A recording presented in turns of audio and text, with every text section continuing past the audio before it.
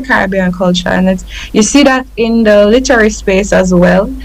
Great writers coming out of contemporary writers coming out of Trinidad, Barbados, and other islands, and I think it's our moment, and I hope that moment will continue to go forward, because we do have things to say. We do need to be heard and to be seen. The writer Sharma Taylor. Broadcasting worldwide, I'm Josie Darby, and this is the Cultural Frontline on the BBC World Service. Next, Jamaican cinema. So help me, family, to take back our country. We can't allow it to sink to the lowly depths of communism. You hear the word? Sound evil, don't? Because it is an evil force sucking the lifeblood out of you, sucking the lifeblood out of our country. A scene from the influential 2010 movie Better Must Come, about Jamaica's history of political factions, written and directed by Storm Salter. Other famous Jamaican movies include the 1972 classic The Harder They Come, or music videos of Don Letts from the 1980s. When I spoke to Storm Salter alongside director Gabrielle Blackwood, who works across fiction and documentary, I began by asking them what 60 years of nationhood has meant for Jamaican film. I think we've come to realize that the legacy that has been provided for us by other Jamaicans has given us the confidence to do so and share our stories, and not just share our stories and write our own individual stories that have universal concepts that people can relate to, but I believe our technical crews are significantly improved, so we are on par with international crews. And having worked with both, I think we have a greater confidence in ourselves in the work that we do and the work that we put out. Jamaica's industry has kind of gone with the ups and downs of technology and so on. I think we're at a point now, the major changes, us being so close, I think, to Hollywood and like getting so much American mainstream films is, I think for a while maybe it was felt that we had to make work that felt like that. A major adjustment has been that we are really interested in speaking from our own voices and telling stories about Caribbean characters that are very much seeing the world through a Caribbean lens. Gabrielle, you're currently in pre-production for your feature film Kendall, about the 1957 Kendall train crash that killed nearly 200 Jamaicans. There's an established documentary tradition in Jamaica. How easy has it been to launch a production that's a fictionalized account? I am in the process of making Kendall. It's actually going through another rewrite, and we are looking for funding. That kind of highlights the difference between documentary filmmaking and narrative feature filmmaking. For me, it's very easy to make documentaries. It costs a whole lot less. Kendall is a period piece. Once you say period piece, you know that requires a lot of financial support. Having possible financiers for the project who may want that particular story to go in a particular direction. Are there directions then, with that in mind, that you're being pushed in that you'd rather not go in? You see a lot of quote-unquote Jamaican films without Jamaican talent playing the leads, and so you have a fake Jamaican destruction in Kentucky, the flash flooding there last week, illustrating the scale of the climate crisis facing America. It's an issue coast to coast, but there hadn't been any serious legislative approach to tackling it for 34 years. With the Senate evenly split, the Vice President arrived to exercise her crucial casting vote. The yeas are 50, the nays are 50. The Senate being equally divided, the Vice President votes in the affirmative, and the bill, as amended, is passed.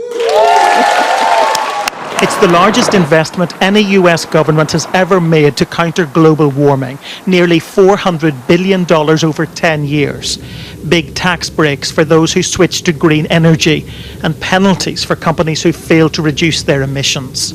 The Democrats pushed it through despite fierce opposition from Republicans. Even though I prefer to work in a bipartisan way, when it's really important and the Republicans won't participate, we have to do it on our own. And that's the opportunity, even with 50 votes, that reconciliation affords us, and that's what we used. As wildfires continue to rage in California, the battle goes on between environmentalists and the fossil fuel industry in the United States. But President Biden's climate commitments are back on track, a big boost for the White House, with midterm elections looming. David Blevins, Sky News in Washington. This is Sky News Today. Coming up, rising tensions in Bosnia as concerns build around the popularity of pro-Russian parties within its government.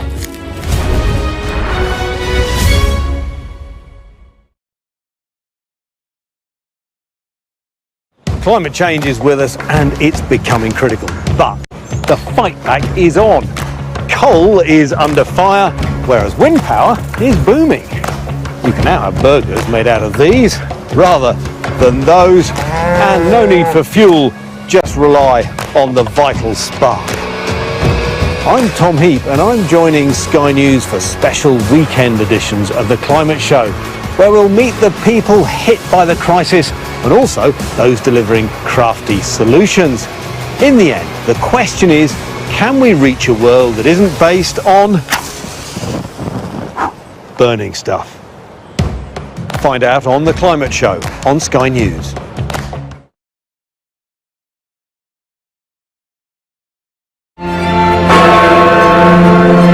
Independent, United Kingdom. These last few years have seen some huge stories. And these stories have been driven by politics, by politicians, the people in power. You must stay at home. And it's my job to figure out how these decisions made by politicians impact all of us in our everyday lives. This is the worst thing I've ever been through in my life. People turn up here with their child stuff in a black sack and just say, I don't want to. And that is what it is. It's first class poverty. Is this an example of the welfare state failing? We take you to the heart of the stories that shape our world. These are stories that affect us all. Millions of children are now having to catch up. Some stories have changed all of our lives. Because like the residents, the staff are being infected. Politicians, they make decisions all of the time and it's our job to hold them to account. I wonder if you will take this opportunity to apologise to those families. But in the end, the real power doesn't actually lie with the politicians. The real power lies with the people. I'm Nick Martin. I'm the People and Politics correspondent at Sky News.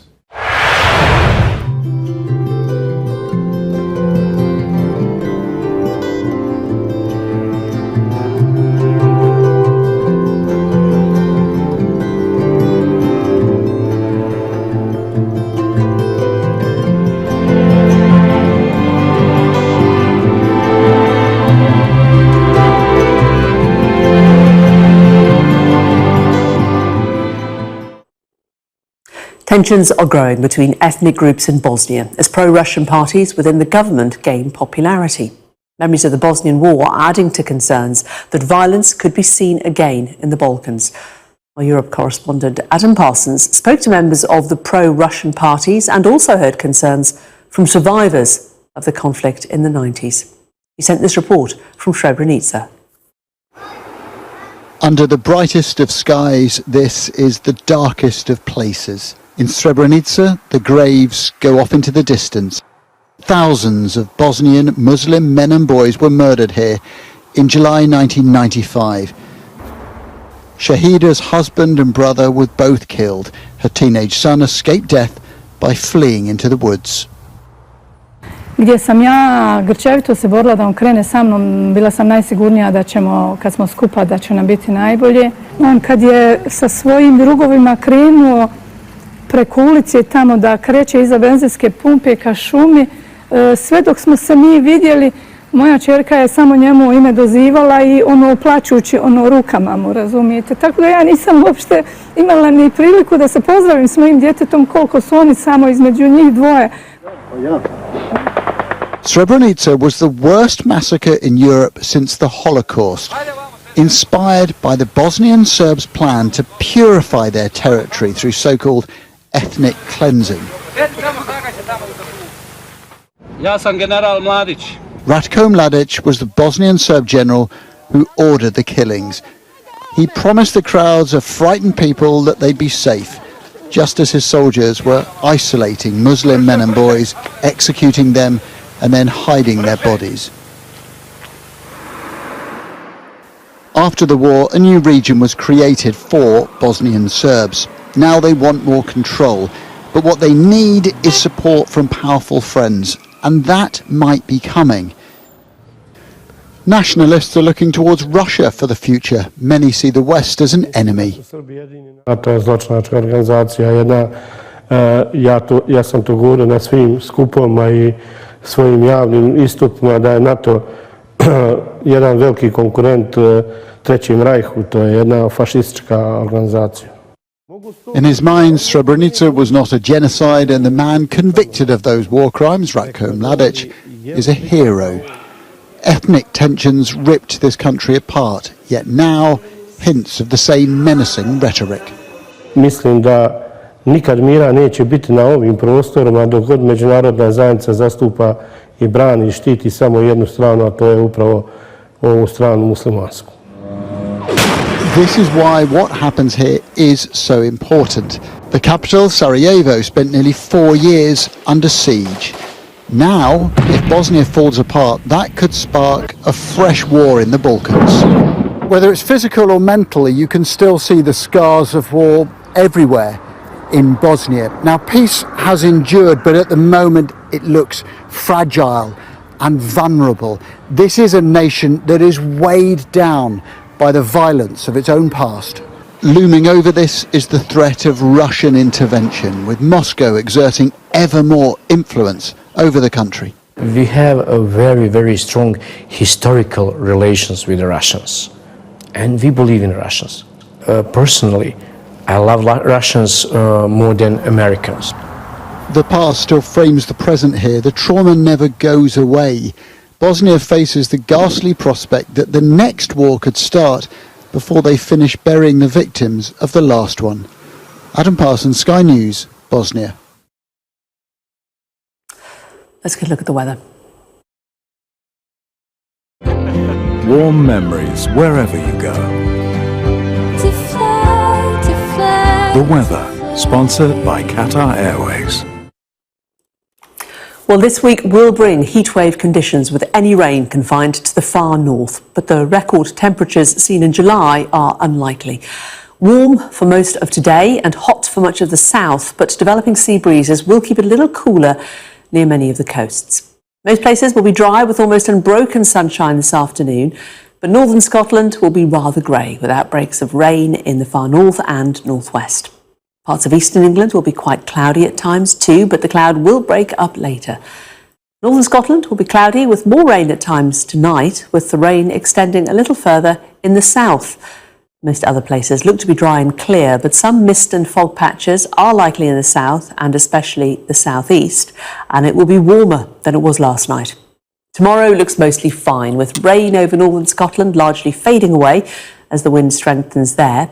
Temperatures will be a touch higher for many.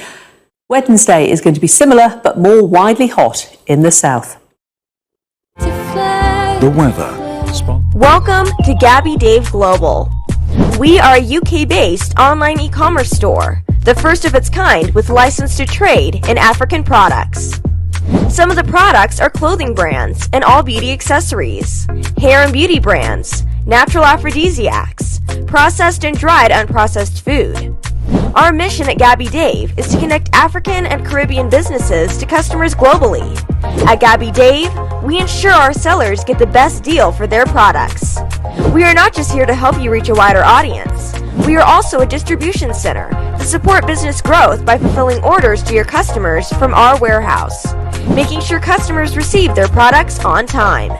We are inviting all Black-owned businesses to trade on our platform because we strongly believe Africans have a unique brand the customer would appreciate globally. So get in touch today and let us make your product and business go far. Here are some of the benefits of using Gabby Dave Global. User-friendly platform, track your shipment, online support, transparent process, multiple SKUs, multiple products, a platform that encourages manufacturers as well as traders. Our marketing and PR interventions amplifies yours. Organized products and categories for easy access and navigation. Access to global community, especially within UK and Europe.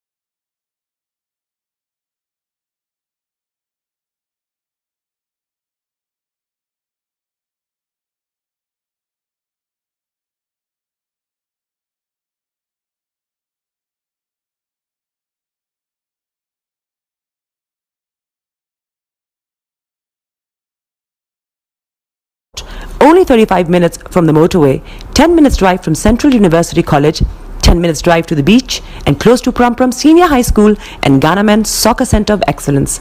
For more details, visit our website www.myafricaproperty.com or call our UK office on 0208 123 2523.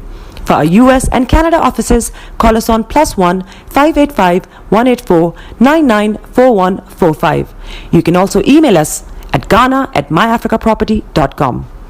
Tune in to On Point here on Star Radio UK with Empress Regina every Monday at 5 p.m. GMT. Looking forward to your company. Broadcasting worldwide, online 24/7. All around the world. In your car. At work. At home. On your smartphone. This is Star Radio UK. Are you ready to turn it up? 10, 9, 8, 7, 6, 5, 4, 3, 2, 1. Smile, though your heart is aching. Smile even though it's breaking. When there are clouds in the sky, you get by. If you smile through your fear and sorrow, smile and maybe tomorrow you find that life is still worthwhile if you just smile. Hey, this is Archie and you are listening to Star Radio UK and the Morning Show.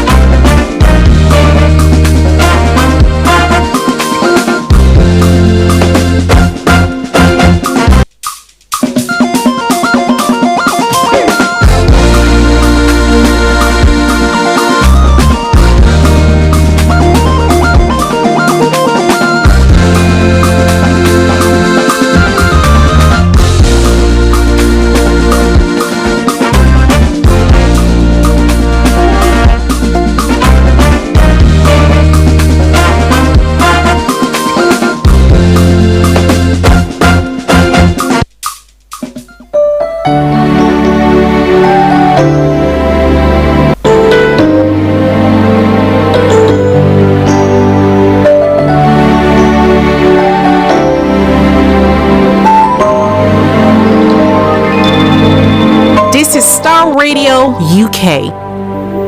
In your car. At work. At home. On your smartphone.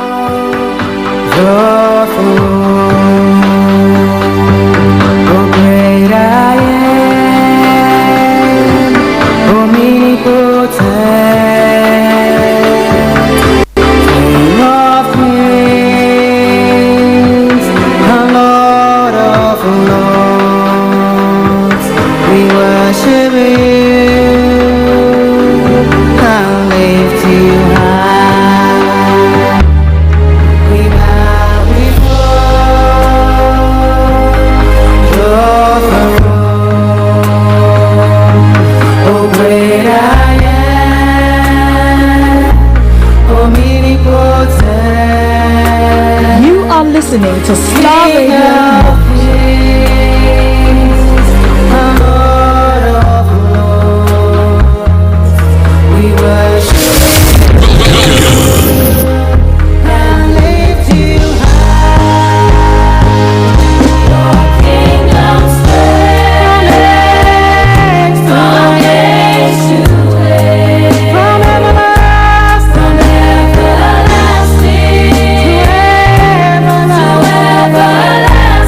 Okay, let me say a massive good morning, good afternoon, good evening, good dawn to you wherever you might be on planet Earth, and those of you on other planets as well. We want to welcome you all to the Monday edition of the morning show from Star Radio UK, your favorite African and Caribbean radio station in London.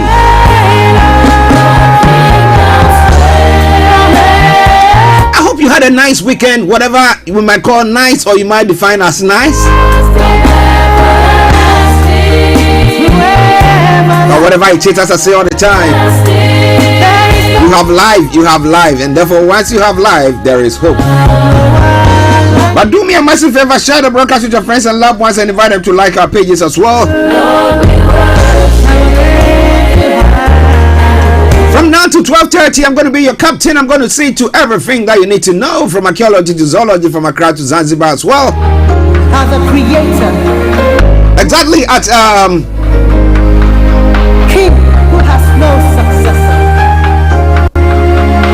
The next few moments, let me put it that way, I'm going to bring you the quote for the day. The weather forecast will follow suit, then the travel updates.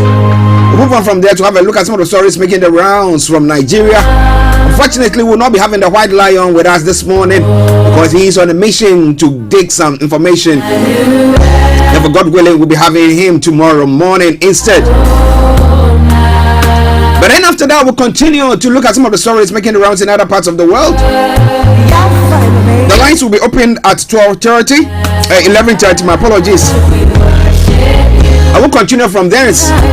Exactly at 12 o'clock, we'll take you to Cyprus, where our own HRH Linda Pallien is, to have a look at some of the bits that you need when it comes to your career. That is Career 101. Then exactly at 12:30, the curtains are brought down for the end of the program.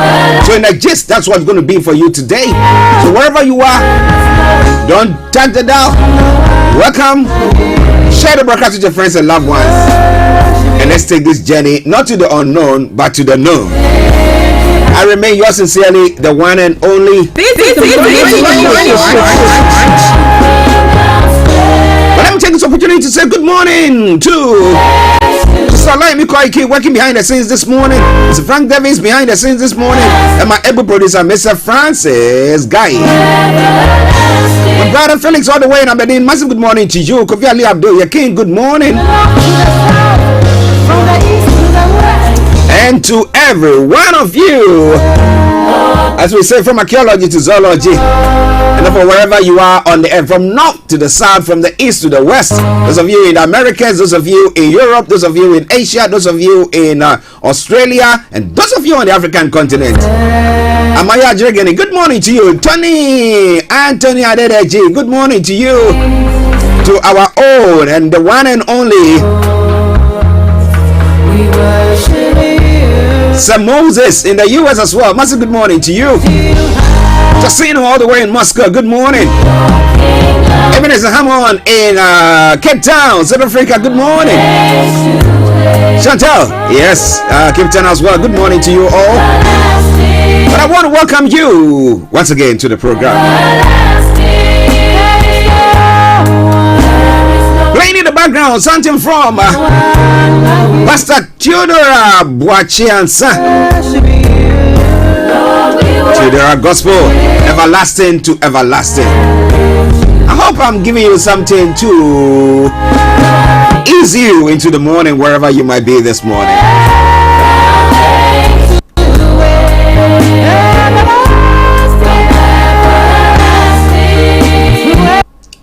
Once again, welcome to the show. Welcome to the show. Don't touch the dial. Starr Radio UK, your favorite African and Caribbean radio station in London.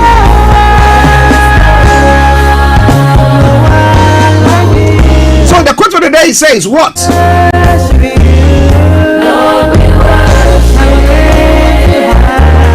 Think in the long term and anticipate the effects of your actions. So whatever you are doing, remember that for every action there is equal and opposite reaction. But at times it's not even equal. It's not unproportional. I mean, massive reaction than the action that you took. So please check and know that whatever action that you take has a consequence.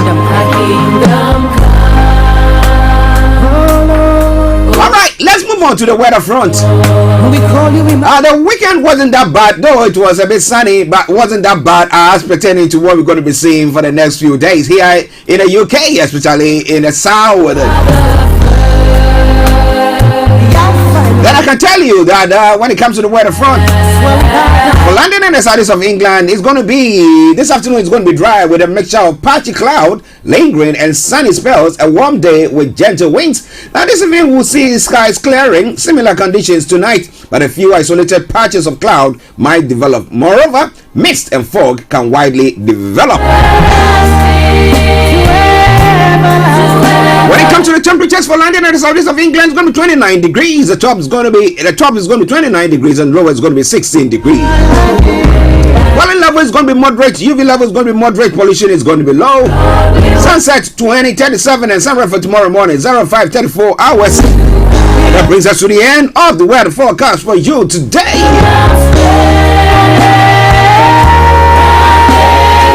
Let's take a quick break and I bring you the travel updates.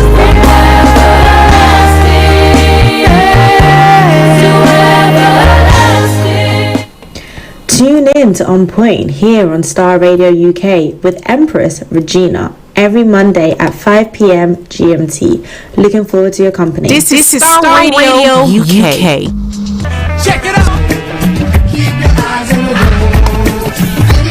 This is Starr Radio UK. Okay, so keep your eyes on the roads, keep your eyes on the roads. I'll keep you navigated. I promise I'll be on the Star Radio travel update that comes to where every day from 10:40.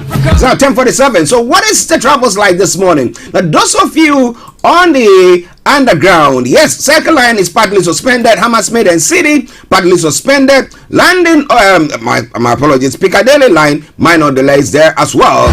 Now when it comes to the London Overground, we got minor delays between Liverpool Street and Enfield Town, Chestnut and Chingford due to signal failure at Liverpool Street, but the rest of the line has got good service. The other underground lines have all got good service. DLR and London Tram good service there as well. But keep your eyes on the roads, keep your eyes on the roads as you keep you navigated, I promise. About moving on to the major roads in London. A4 has got closures, Blackwall Tunnel closures, Central London Red Routes closures, North Circular A406 closures, South Circular A205 closures there as well. But keep your eyes on the roads, keep your eyes on the roads, I will keep you navigated. Now moving on to the river bars, apart from the Woolwich Railway that is still suspended, all the others have got good service. And let's move on to the final segment of the travel update, that is the National Rail. On the National Rail this morning, Southern has got minor delays and Avanti West Coast, and all the others have got good service. So once again, let me say it as I do. Good morning, good afternoon, good evening, good dawn to you wherever you might be on planet Earth. Enjoy your commute for today, but you know what? Continue to keep those eyes on the road. Tune in to On Point here on Star Radio UK with Empress Regina every Monday at 5 p.m. GMT. Looking forward to your company. Check me out. He tells me my energy is making him tired. Yes! How do you get the energy to do I've been told that I have a lot of energy, but my goodness, I think today I have met my match, people. I have met my match, Miss Suzanne. Wow, amazing.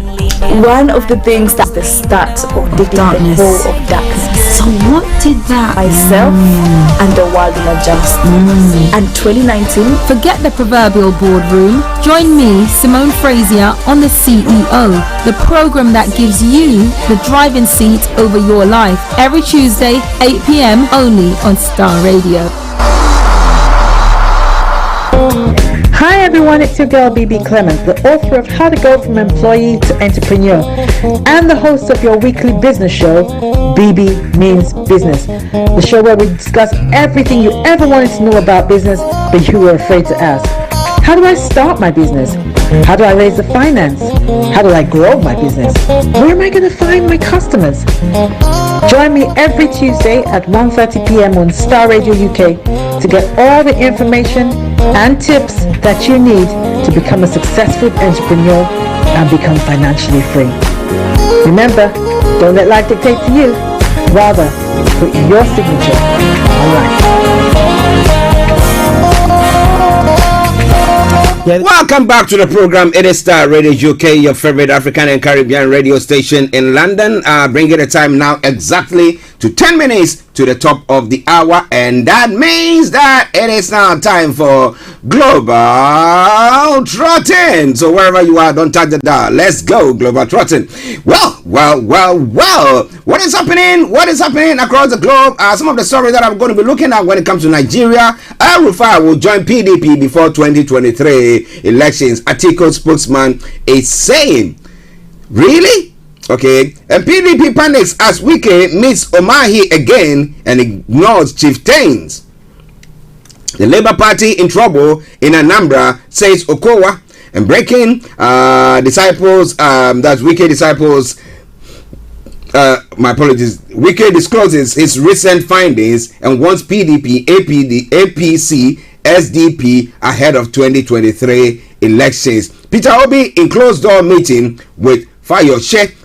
This one a lot more going to be coming your way. 2023 presidency. Tinubu is a bad product. Atiku Group tells Kiyamo. Well, you want to know that? And IPOP names acting leader to stand in for detained Nnamdi Kanu. Okay, so do you think that maybe replacing Nnamdi Kanu with someone out there who can be active and can lead the troops will bring about or put more pressure on the authorities for them to release Nnamdi Kanu? Well, we'll be telling you more about that in a moment, but stay tuned, don't you go away. Global Trotting. Now, Akufo-Addo is useless. A dent on Ghana's finances, former presidential staffer says. Who's speaking? I'll be telling you more about that. Well, PV Jantua Datsun Boateng made that statement, and I'll be bringing you more on that front. Of course, when there is a saying in Ghana that when the hen or the cock dance before the hawk, the hawk will never be satisfied or see how beautiful the dance that the hen or the cock or the chicken is dancing. Why? Because they are enemies. Well, so definitely the person from the opposition will say that that is what is happening. Well, but it's all Starr Radio UK, your favorite African and Caribbean radio station in London. The special prosecutor recovers 1.07 million Ghana cedis from Council of State members company La Bianca. Now the question that I've been asking is, how much did he spend in getting? How much did he spend in recovering or recouping this 1 million? If he spent more than that, then the question is, what is the sense in that? You get it? All right then. We'll be looking into that in a moment. EC is scheming to rig 2024 polls for MPP with Ghana card demand, Sami Jemfi has said. And then a very sad story, police commence investigation into attack on Kofi Adoma. Kofi Adoma is a journalist as well, a reporter who was attacked over the weekend. We'll bring you more on that front. Commonwealth Hall disassociates from clashes on University of Ghana campus. Well, what has gone into their brains or the heads of these students there? So I want to say, well, back in the day, you all were also demonstrating, doing all sorts. Now it's our time. But taking it to that extent, we'll be looking more into it. It is all coming your way from Starr Radio UK, your favorite African and Caribbean radio station in London. New CI could open door for multiple voting and ballot staffing, Dr. Afarijan states. Is saying it's quite a big one there, but we'll be looking more into that as well. U.S. top diplomat begins 3-nation African tour in South Africa. Well. Lots more going to be coming your way from Africa when it comes to the stories making the rounds. Ivory Coast celebrates its second Independence Day. Ivory Coast marks Sunday, the 62nd anniversary of its independence, with a military parade and administrative capital, Yamoussoukro. Well, I'll be telling you more about that. Raila Odinga is Kenya die-hard presidential hopeful. Well, the elections is going to be taking place, I think, tomorrow. Is it the 9th? Yeah, we'll be telling you more about all that in Kenya. How prepared are Kenyans? This time around, Raila Odinga achieved that long-time dream of his. I have to be a president. What do you think? This and a lot more going to be coming your way. So stay tuned. Don't you go away. It is Starr Radio UK. It is your favorite African and Caribbean radio station in London. Now, in other parts of the world as well, home here in the UK, full extent of NHS dentist shortage has been revealed. 9 in 10 UK dentists are not accepting new adult patients, while 8 in 10 are refusing children. That's how bad. So if you wake up, you don't brush your teeth, you don't take good care of your teeth or your mouth, oral hygiene, I tell you, you are veering towards some serious time that, you know, when you have toothache, my goodness, you would think that you want to bang your head against the wall. That's how painful that. If you've not experienced before, then good luck to you. But if you have, nobody will tell you that you have to take good care of your teeth or oral hygiene. Okay, there are newborns fighting for survival in Afghanistan. Some of the stories, people turning back to cash as living costs soar. The post offices handle record personal cash withdrawals in July as people look to control their spending. Now, school girl strip search not isolated issue. Almost a quarter of searches by the Met from 2018 to 2020 took place with no appropriate adult present. My issue about this has been that the school authorities who have been calling the police to intervene in whatever it is. Now, that means the school authorities themselves are prejudiced. Oh, this one is black. Oh, this one is that. So, straight on, the person is might be carrying some drug or might be coming from a home where there is drug usage and stuff like that. But you want to know more about it? Well, we're going to be telling you more about that in a moment, but don't you go away. Landmark U.S. climate bill cleared Senate header. The bill includes $369 billion or 305 billion pounds for climate action, the largest investment in America's history.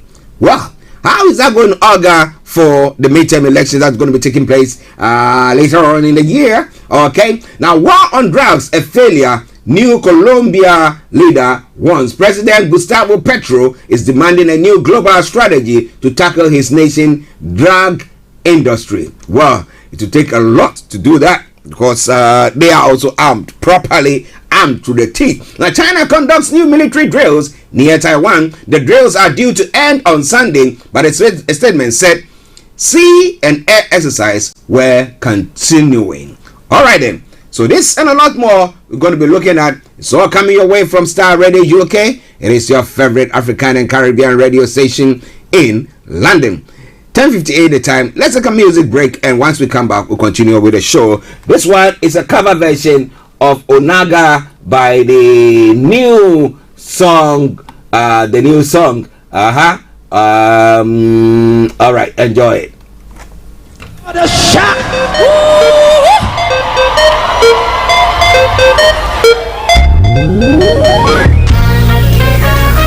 Somebody scream. I can hear you scream in this place. Come on. Hey. Sister Becky for my sake. Hey, for my sake. Mountains are moving for my sake. Hey, for my sake. Walls are falling for my sake. This is Starr Radio. Everything is working for my sake. Hey, for my sake. Sister Becky for my sake. Hey, for my sake. Mountains are moving for my sake. Hey, for my sake. Hey, walls are falling for my sake. Hey, for my sake. Everything is working for my sake. Hey, for my sake. Children of God. Yeah. Children of God. Yeah. Children of God. Children of God. Children of God. Will you shout hallelujah? Yeah. Shout hallelujah to the Lamb of God. Hallelujah, hallelujah, hallelujah, hallelujah, hallelujah. This is Starr Radio. This is Starr Radio UK.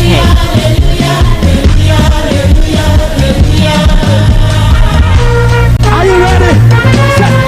Say, Onaga, Onaga, Onaga, Onaga, Onaga,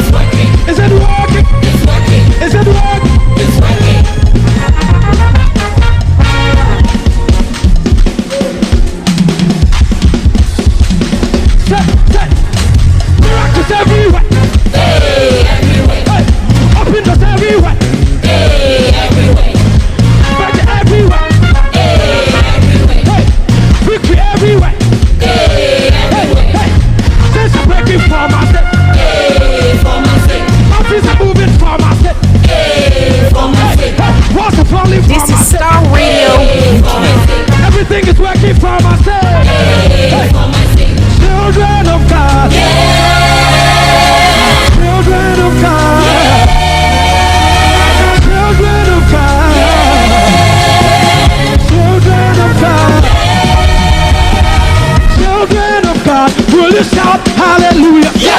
Shout hallelujah to the Lamb of God. Shout hallelujah, hallelujah, hallelujah.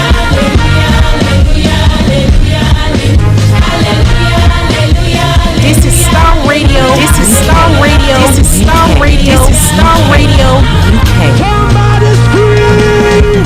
Say, Onaga, Onaga, Onaga, Onaga, Onaga, Onaga, Onaga, Onaga. Is it working? It's working. Is it working? It's working. Is it working? It's working. Somebody scream!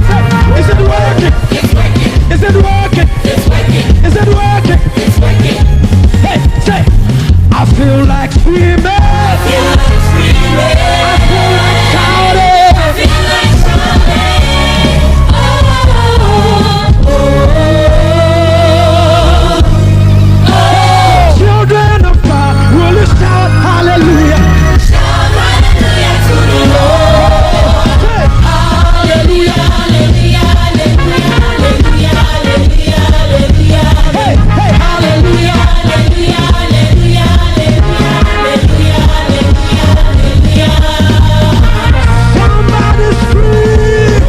Say, Onaga, Onaga, Onaga, Onaga, Onaga, Onaga, Onaga, Onaga. Is it working? It's working. Is it working? It's working. Is it working? It's working. Somebody scream. Is it working? It's working. Is it working? It's working. Is it working? It's working. Hey, is it working? It's working. Is it? Well, it is working. If it's not working, I will not be here this morning to bring you everything that you need to know when it comes to the stories that is making the rounds across the globe. But I hope that you enjoy the tune, or you are enjoying the tune from the new song, cover version of Onaga. What's the meaning of the Onaga? I want to know what you understand by the Onaga. I chanced on it and I thought, okay, that'll be a nice song this morning to play, or to share with my lovely listeners. But it's Starr Radio UK, the Monday edition of the morning show. And as I said this morning, I'm going to be having HRH Linda Pallien joining us at an earlier time of 12 o'clock because of a busy schedule. So wherever you are, don't touch the dial at all. It is Starr Radio UK. I'm saying good morning to the Tabiris. Our money man, Mr. Dan Tabiri and the family. Away. Mrs. Evelyn Tabiri, yeah? And the wonderful girls. That is Ajwa, Abna, Asadani Shira. Oh, I hope you're having fun. But they've got lots of stories to tell me. And then too, the Dakes, or the Dakes, who are also out of town. Kojo D and Mrs. Joyce D as well. Joyce Dake.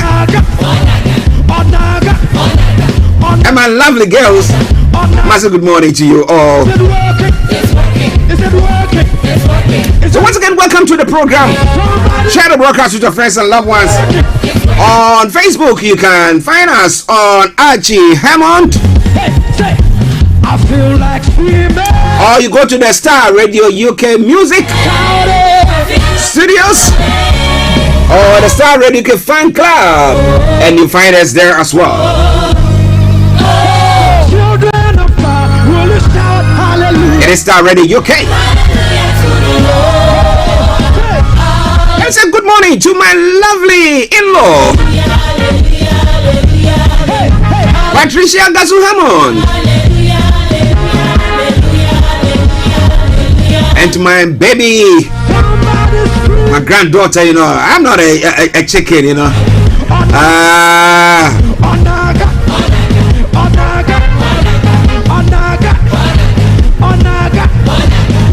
Princess Donna Hammond as well. So I say good morning to each and every one of you. If I've not mentioned your name, I've not acknowledged you. If you're having a very special day today, I say happy celebrations to you. And then to Sister Evelyn Delaney, who has lost a sister. Oh, our thoughts are with you. May the Lord God Himself console you. Okay. Let's take a quick commercial break. We come back and we'll continue with updates from Nigeria. Stay tuned. There's a few more going to be coming your way. From where you're coming from, stay tuned. Tune in to On Point here on Starr Radio UK with Empress Regina every Monday at 5 p.m. GMT. Looking forward to your company. Check me out. He tells me my energy is making him tired. Yes! How do you get the energy to do I've been told that I have a lot of energy, but my goodness, I think today I have met my match, people. I have met my match, Miss Suzanne. Wow, amazing. One of the things that's the start of the darkness. The whole of darkness. So what did that? Myself and the world will adjust.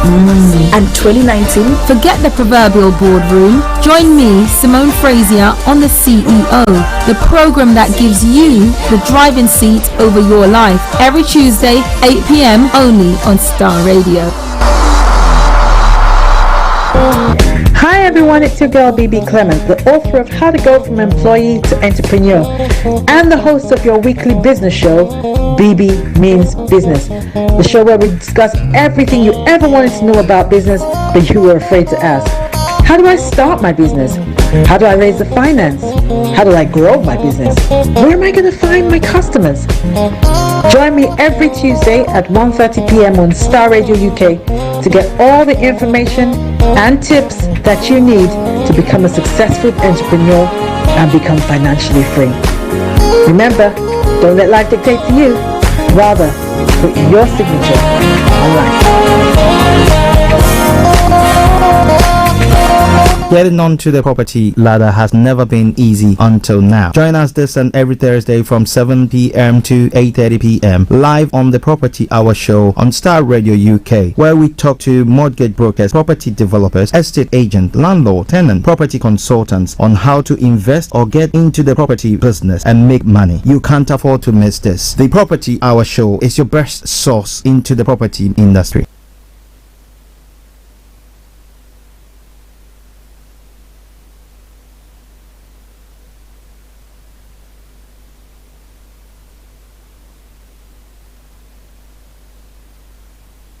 Everywhere you go, Afrobeat reggae dancehall taking over. Everywhere you go, Afrobeat reggae dancehall taking over. Yo, what's up, people? This is a boy Raskin Bobo One. Tune in every day, every night at the Starr Radio UK with the big man them Archie. When I say order, you say fire. Welcome back to the program. Yes. It is the Monday edition of the morning show. Wherever you are watching me from, just bear with me. Let's take a quick break once again because it looks like the technical team are telling me that my camera seems to have been frozen, so they try to sort that out. So just bear with me, a quick break, and I will be with you. Welcome to Gabby Dave Global. We are a UK-based online e-commerce store, the first of its kind with license to trade in African products. Some of the products are clothing brands and all beauty accessories, hair and beauty brands, natural aphrodisiacs, processed and dried unprocessed food. Our mission at Gabby Dave is to connect African and Caribbean businesses to customers globally. At Gabby Dave, we ensure our sellers get the best deal for their products. We are not just here to help you reach a wider audience. We are also a distribution center to support business growth by fulfilling orders to your customers from our warehouse, making sure customers receive their products on time. We are inviting all Black-owned businesses to trade on our platform because we strongly believe Africans have a unique brand the customer would appreciate globally. So get in touch today and let us make your product and business go far. Here are some of the benefits of using Gabby Dave Global. User-friendly platform, track your shipment, online support, transparent process, multiple SKUs, multiple products, a platform that encourages manufacturers as well as traders. Our marketing and PR interventions amplifies yours. Organized products and categories for easy access and navigation. Access to global community, especially within UK and Europe.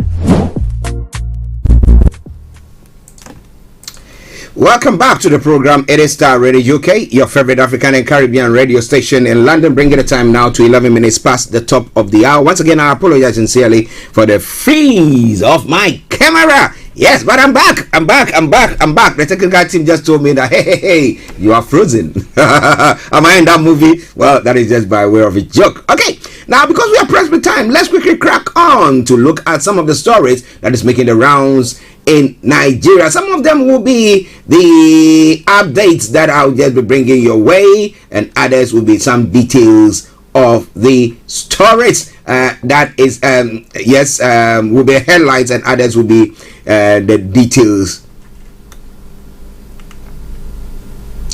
Okay, there are a few more stories there. Interesting. So let's start it from here. Now, Weekly discloses its recent findings and warns PDP, APC, SDP ahead of 2023 polls.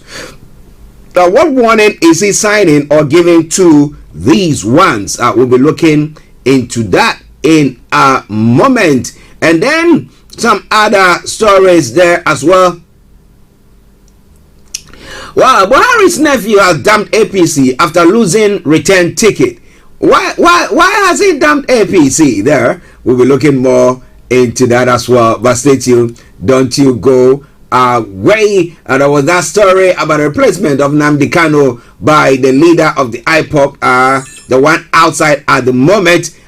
Just bear with us. I know my image is frozen once again. But we'll be bringing you more on that. Employment scandal. ECOWAS Parliament suspends staff recruitment and launches investigation after Nigeria's protest. So we're going to be looking more into all of this in a moment. But for the moment, just stay tuned. Don't you go away whilst we try to resolve the technical issue going on with our cameras. Stay tuned. Tune in to On Point here on Starr Radio UK with Empress Regina every Monday at 5 p.m. GMT. Looking forward to your company. Check me out. He tells me my energy is making him tired. Yes! How do you get the energy to do I've been told that I have a lot of energy, but my goodness, I think today I have met my match, people. I have met my match, Miss Suzanne. Wow, amazing. One of the things that the start of the darkness. The whole of darkness. So what did that myself and the world will adjust. And 2019, forget the proverbial boardroom. Join me, Simone Frazier, on the CEO, the program that gives you the driving seat over your life. Every Tuesday, 8 p.m. only on Starr Radio. Welcome back to the program. Once again, my apologies for that technical hitch there, but it is the Monday edition of the morning show, 11:15 the time, and updates from Nigeria. Let's quickly run through them. Now, the first story talks about Wike. Now, Wike has disclosed his recent findings and warns PDP, APC, SDP ahead of 2023 polls. What warning is he signing to them? Now, Rivers State Governor and former presidential aspirant Nyesom Wike has disclosed his recent findings about unhealthy plans by some politicians ahead of the 2023 general elections. The People's Democratic Party chieftain, while speaking during a Sunday night broadcast, said he has been informed that some unnamed politicians were recruiting hoodlums to disrupt processes before and during the forthcoming polls. Now, Wike said the revelation based on intelligence reports further suggests that some owners of hotels and entertainment spots were renting out their spaces to unnamed political groups for the gatherings of the said thugs across the state. The governor vowed not to take the intelligence reports lightly. Now, he went on further to say he warned that he will not allow any political party, be it PDP, the All Progressive Congress, the APC, or the Social Democratic Party, the SDP, disrupt the peace of the state. The governor stressed that his administration will not treat with fairness any politician caught in the act, no matter the status of such individual. Now, Wike said the state will not condone any act of mayhem, thuggery, or violence before and during the coming polls. So, we know that Sam, was it last week we were having a discussion or one of the updates, and Mr. Olaimi did tell us that some people were alleging that some Fulani people from Niger and neighboring countries were brought in during the last election so that they would vote and push, or the election that brought in President Buhari the first time, or the APC government. So, do you think that the same thing that this Wike seems to be saying, and think that, well, he has to act against it, and he's promising that anyone who comes or without allegations or that rumor that is said to be, or that intel that is said to be going around, if anybody does that, he's going to crack the whip. Now, what do you think? Do you think that he needs the support of the federal government to do so, or he can just do that because he's a state governor and he controls what happens in the state? Now, youth rejects Governor Okowa's appointment, supports Peter Obi. Now, a Nigerian man identified as Omenu Woma Josiah has allegedly rejected an appointment offered by the Delta State Governor and the Vice Presidential candidate of the People's Democratic Party, Efeyi Okowa. Now, Josiah, in a post on his Facebook account, alleged that the Governor Okowa, on the 22nd of July, appointed him as a special assistant on youth mobilization. He, however, declined the appointment, claiming that he intends to support the presidential candidate of the Labour Party, Peter Obi. Now, Josiah further stated that it was a difficult decision for him to turn down the appointment. So, it looks like people have hope or faith more in Peter Obi. So, today, most of the stories is about him. Peter Obi in closed-door meeting with Fayose. Now, the story says that, well, the presidential candidate of the Labour Party, Peter Obi, met with the former governor of Ekiti State, Ayodele Fayose, in a closed-door meeting in Lagos on Sunday. Although it's currently unclear the reasons for the meeting, information coming through understand that it's largely related to Peter Obi's ambition to be president. And then going on from there as well, who thinks, or do you think, if you're listening to us from Nigeria or wherever you're listening to us from, do you think that Peter Obi is going to be a thorn in the flesh of the major political parties? That's the APC, the PDP, and whoever is there. I think that they are the third force now. Are they going to be the kingmakers? Do that happen, or does that happen in Nigeria at all?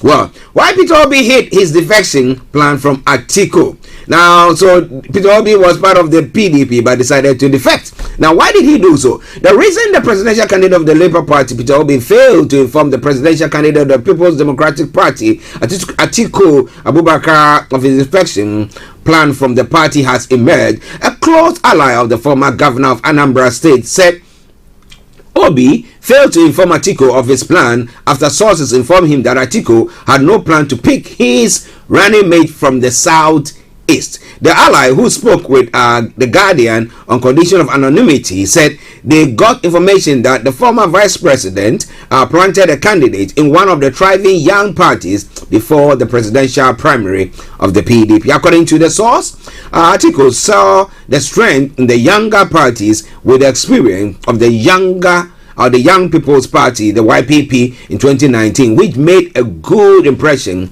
at the poll. So he decided to, break ranks without telling the forerunner of the PDP. He said, with a resignation officially sealed, Obi now traveled to the United Kingdom briefly after the visit to 10 Downing Street. He came back and declared officially for Labour Party on June 27. It was actually on July the 1st that His Excellency informed the former Vice President that he had moved on. This is it.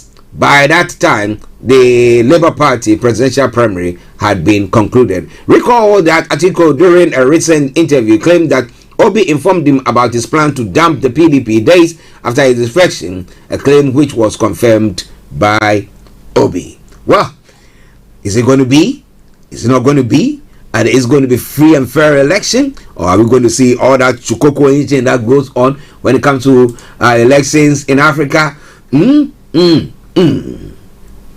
obedient movement is not ordinary, it's divine. Now we're having some spiritual spin to it. So we've got a religious leader, a Catholic priest, who is also saying this. Nigerian Catholic priest serving in Malawi, Reverend Father Kevin Ugo, has said that those opposing the presidency of Labour Party presidential candidate Peter Obi are not being logical. In a post on Facebook, the clergyman said that the obedient movement is not ordinary. Citing Obi's defection from the People's Democratic Party and his wide acceptance across the country after moving to the LP, the clergyman insisted that the former governor's ambition and move is a divine arrangement. Okay. The priest stated further that those who have tried to pull the Labour Party candidate down so far had ended up killing and making a mess of their own reputations. So, do you think? He wrote that whatever is following Peter Obi is not an ordinary thing. If you sincerely reflect over every step he had taken so far, from leaving PDP to finding his running mate, the timing of his moves, accuracy of plans and thoughts, they are nothing but divine arrangement. Some of those fighting him actually never had sense before, but we never knew we were even blaming them then. But Peter Obi, but with Peter Obi, every doubt about him that has been totally removed. So that's what. So virtually they're saying that this is a divine thing that is going on. So do you think that Peter Obi will be the man to take Nigeria from it hellhole that it finds itself in, or, as we've been saying all the time, do you think the Northerners will now allow or vote Peter Obi to come into power? Because knowing that when Peter Obi comes into power, that will mean that there's a tendency that the Southeast will say, let's break up, and maybe he will be the one to lead them to do so. What do you think? He's never championed the cause of a breakup, has he? But well, this and a lot more coming your way. It is Starr Radio UK. 11:23 the time, the morning show, the program. Now let's go to the final story from Nigeria. The employment scandal. ECOWAS Parliament suspends staff recruitment, launches investigation after Nigeria's protests. Now the story says, Sidi Tunis, the Speaker of Parliament of the Economic Community of West African states, that is the ECOWAS, has ordered the immediate suspension of staff recruitment and set up a panel to investigate alleged malpractices in the recruitment process. Now, Mr. Tunis gave the directive in a statement by the Parliament's Communication Division. The suspension followed allegation by the Nigerian delegation at the Parliament that the country's candidates were marginalized in the recruitment. The Nigerian representation to the bloc had threatened to withdraw its membership as its citizens were marginalized at the Parliament in employment and promotion. The Speaker had received written complaints from the First Deputy Speaker, Ahmed Idris Wase, the Nigerian permanent representative to the ECOWAS Commission, Musa Sani Nuhu. Now, according to the statement, the work of the 8-man independent ad hoc investigation committee will start this month, with its finding expected within a week. It added that a bureau meeting would be convened immediately to consider the report for onward submission to the plenary. The action of the Honorable Speaker is in conformity with Rule 33 and 34 of the Rules of Procedures of the Parliament, which provides that a special committee may be set up to address specific matters. The statement said, the ad hoc committee will be headed by Senator Muhammad Ali Indumi, chairman of the Committee on Administration, Finance and Budget. Other committee members include Linda Shuba Ikpezu from Nigeria, Fatua Mata Anjai from Gambia, Amadou Jibo Ali from Niger, Kunon Nahu Agbando from Togo, Karama Kamara from Guinea-Bissau, Mosokora, Chantal Fani from Cote d'Ivoire, and Arabonkana Omaru Diko. Okay, the terms of the reference of the ad hoc committee shall be as follows: investigate allegation of inappropriate conduct in ongoing recruitment process in ECOWAS Parliament, investigate allegation of marginalization of Nigerian candidates in the current recruitment process, investigate and determine if indeed plenary adopt any resolution concerning the subject matter. Recruitment of staff now using normal parliamentary procedure, the statement added. Well, we hope that they come out with the truth and nothing but the truth. Well, it's all Starr Radio UK.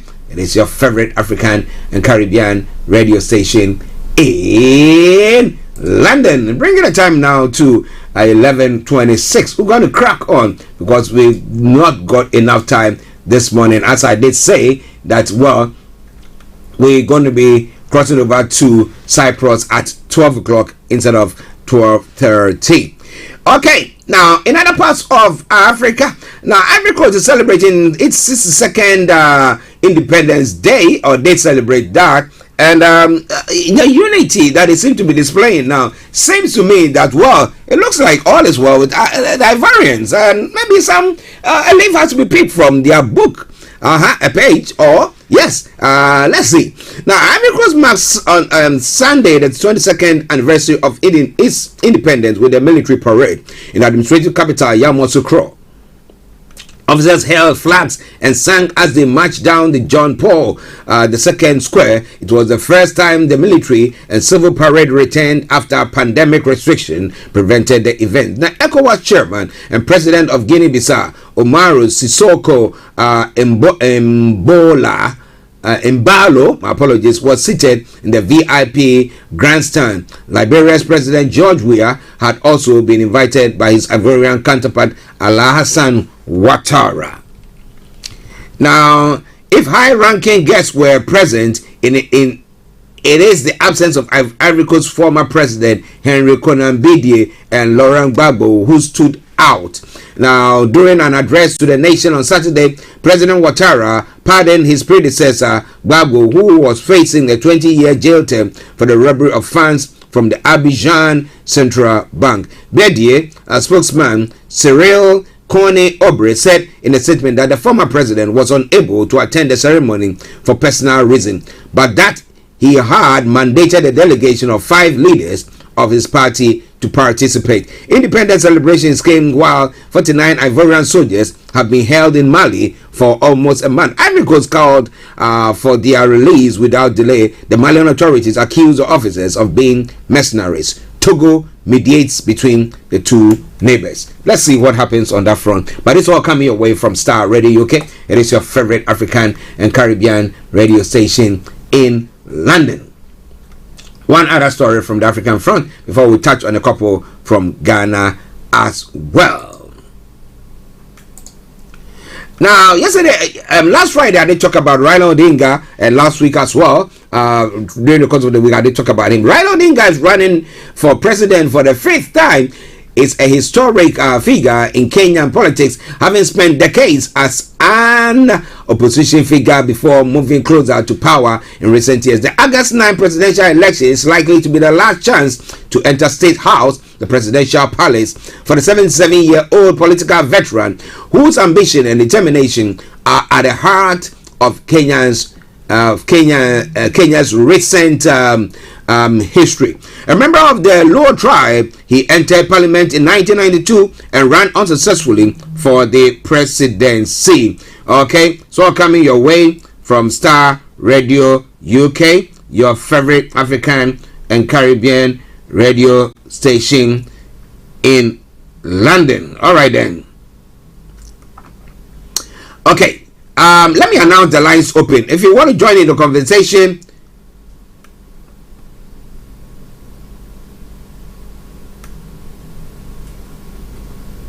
okay.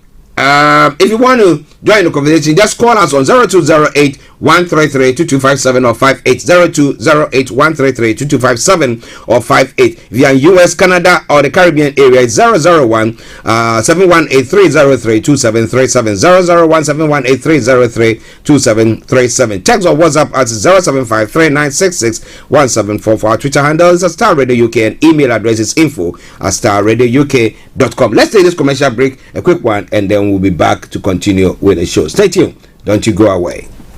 Tune in to On Point here on Starr Radio UK with Empress Regina every Monday at 5 p.m. GMT. Looking forward to your company. Check me out. He tells me my energy is making him tired. Yes! How do you get the energy to do I've been told that I have a lot of energy, but my goodness, I think today I have met my match, people.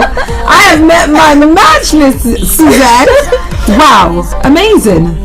One of the things that's the start of the darkness. Of darkness. So what did that Myself and the world in adjust.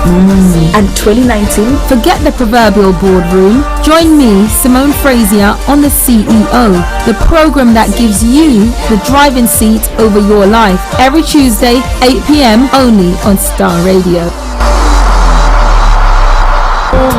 Hi everyone, it's your girl BB Clement, the author of How to Go from Employee to Entrepreneur and the host of your weekly business show, BB Means Business, the show where we discuss everything you ever wanted to know about business but you were afraid to ask.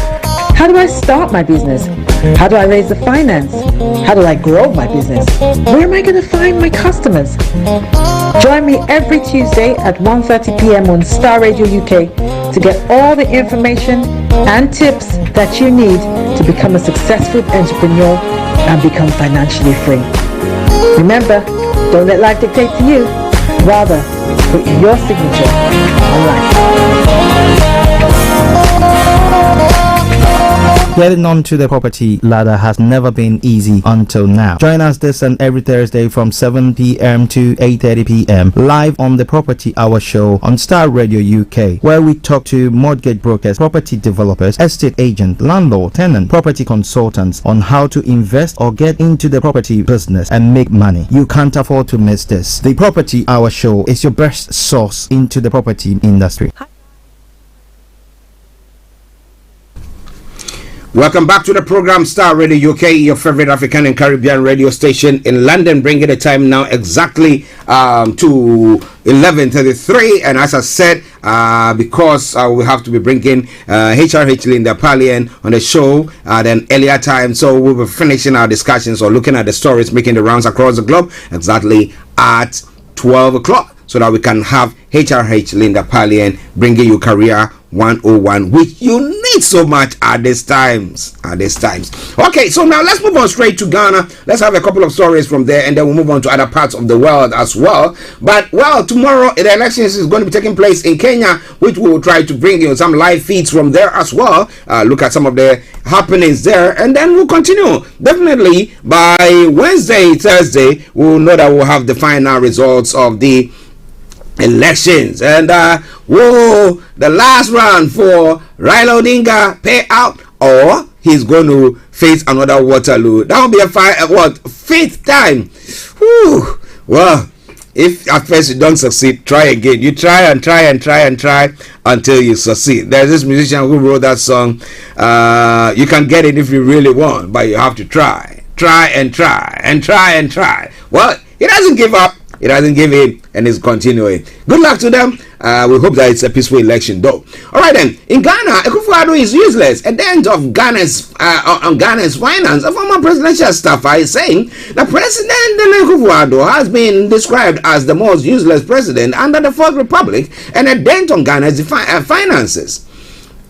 That is the verdict of National Democratic Congress and its stalwart PV Gentwa Datsun Boateng, the former appointee in the ESWA John Dramani Maham's administration, who wonders the president continues to fail Ghanaians in governance when he was touted as a disciplinarian and an incorruptible person. Mr. Boateng notes that the president has shown the opposite of the character his followers talked about ahead of the general elections in 2016 and 2020. Now, touching on the 30th anniversary of the MPP and the NDC, the MPP, the NEC man said, under the leadership of Nana Addo Dankwa, the MPP has been unappealing and not shown the right leadership in the country within the party and in governance. Now we have a president who doesn't understand the business of a president because he is on record to have been the only president under the Fourth Republic to give the citizenry reasons why he appointed people into all the ministries. His expectation and everything. So is he telling us that his expectation is being met or what? He goes on further to say he conducted a roll call of his ministers from their educational background, blah blah blah, reassuring us that he has appointed quite a number of ministers because of the magnitude of the job. And now what do we see today? The president is helpless, he's clueless, he has become useless, and we cannot use him to do anything now. He has just become a dent in our finances, he lamented. It is quite interesting. Now he's one of the governments who have got lots of appointees in the what do you call it, the presidency as well. But they seem to not be delivering enough. Because I look at it this way. When we do talk about the fact that in economics, that is diminishing returns. I mean, so you put lots of people on. Is that what is causing that? So maybe he should have had a handful of people just doing it and cracking the whip, and they would have gone on with it. But it looks like there are so many people there. Yet, when it comes to delivery, it's poor or not good enough. All right then. Okay, now let's move on straight to some other stories making the round. Well, the special prosecutor in Ghana has managed to recover up to 1.074 million Ghana cedis from Council of State Members, State Members Company, La Bianca. Now, who is this Council of State? And how is it panning out? How much did he spend doing his investigation to be able to realize or to recoup this money? Virtually, has he just balanced the book? Whatever the person spent, you also spend equally, almost the same or even more than that to recoup that money. Then what is the point? The office of the special prosecutor has recovered 1.074 million Ghana cedis from La Bianca Company Limited, owned by a member of the Council of State, Miss Eunice Jacqueline Bua Asoma Hene. The amount represents a shortfall in import duties the frozen foods company paid to the state. In an investigative report, a copy of which has been seen by Graphic Online, one of the news portals, the office of the special prosecutor accused Miss Asoma Hene of influence peddling for allegedly using her position as member of the Council of State and member of the Board of Directors of the Ghana Ports and the Harbours Authority to get favorable decision from the Customs Division of the Ghana Revenue Authority, which led to a reduction in the tax liabilities of La Bianca Limited. Influence peddling or trading of influence is a form of corruption in which a person uses his or her position or political influence to gain unmerited favors. The office of the special prosecutor faulted Deputy Commissioner of Customs in charge of operations, Joseph Eduche, for issuing what is described as unlawful customs advance ruling, which reduced the benchmark value of the frozen foods imported by La Bianca Limited, thereby reducing the company's tax obligation to the state. Now reports Graphic Online Emmanuel Ebo Hodgson. The OSP finds that there is strong evidence to suggest that Mr. Che's decision to issue a customs advance ruling for the applicant was procured through influence peddling or trading of influence by Miss Asoma Hene by employing her position as a member of the Council of State and member of the Board of Directors of the Ghana Ports and Harbours Authority. The report signed by the Special Prosecutor Kisi Ejabain stated the investigative report dated August 3rd, 2022 is titled Report of Investigation into Alleged Commission of Corruption and corruption-related offences involving La Bianca Group of Companies and the Customs Division of the Ghana Revenue Authority. But my question is, what action, though she pays that money, what action is going to be taken against her? Is she going to be sacked from the Council of State and from the board of the Ghana Ports and Harbours Authority as well? Or this is going to be one of those things, or she's paid the money, let her be. What do you think it's going to be? Well, it is Starr Radio, okay? 11:41 the time, the morning show, the program. The final one from Ghana, and then we continue with what is happening in other parts of the world. The new CI could open door for multiple voting and ballot stuffing, Dr. Afarijan is saying. What does he mean by that? The former electoral commissioner, Dr. Kojo Afarijan, is warning of possible multiple voting and ballot stuffing in the 2024 polls should the commission proposed constitutional instrument receive parliamentary approval. Dr. Afarijan defines multiple voting as where one person votes more than once. Now, ballot stuffing, on the other hand, he explained, is where an unscrupulous person puts into the ballot box additional ballot papers that were not duly cast in accordance with the election law. Now, these two voting anomalies, he argues, could occur because the proposed law captures two kinds of voters register.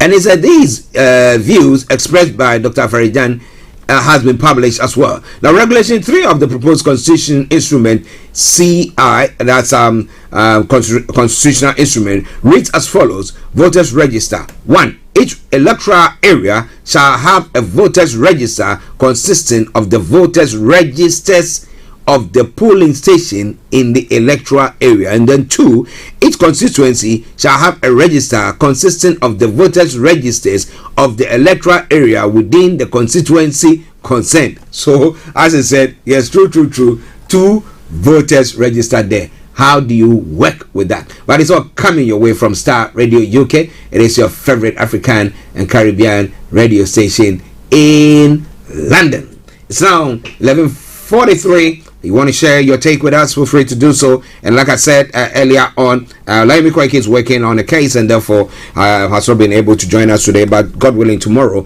is going to be with us on the morning show to bring you updates from Nigeria. There are a few incidents, stories making the rounds there as well that he will want to highlight. So make sure you make a date. Now let's quickly touch on a couple of stories and then one from the UK front, and then we'll bring the first part of the program to a close and take you to Cyprus, where our own HRH Linda Pallien is. The Colombia's president Gustavo Petro has called for a fresh global strategy to combat illegal drugs trafficking. Now, speaking in his inauguration, the country's first ever left-wing leader declared the war on drugs a failure.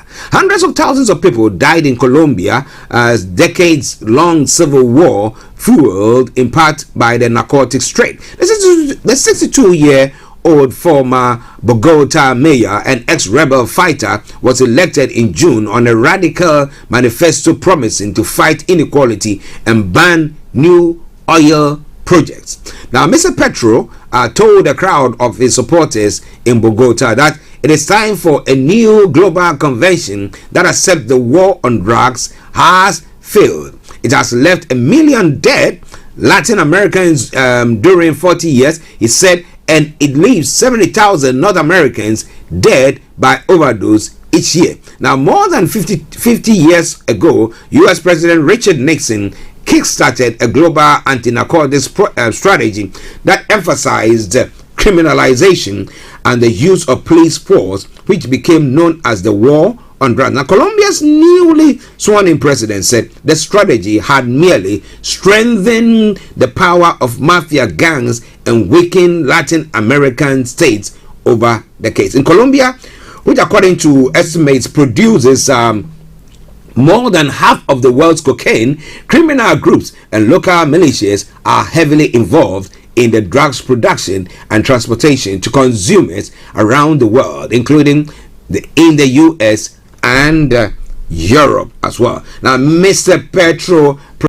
Petro's predecessor, Ivan Duque, made the war on drugs a key priority of his government, enlisting substantial U.S.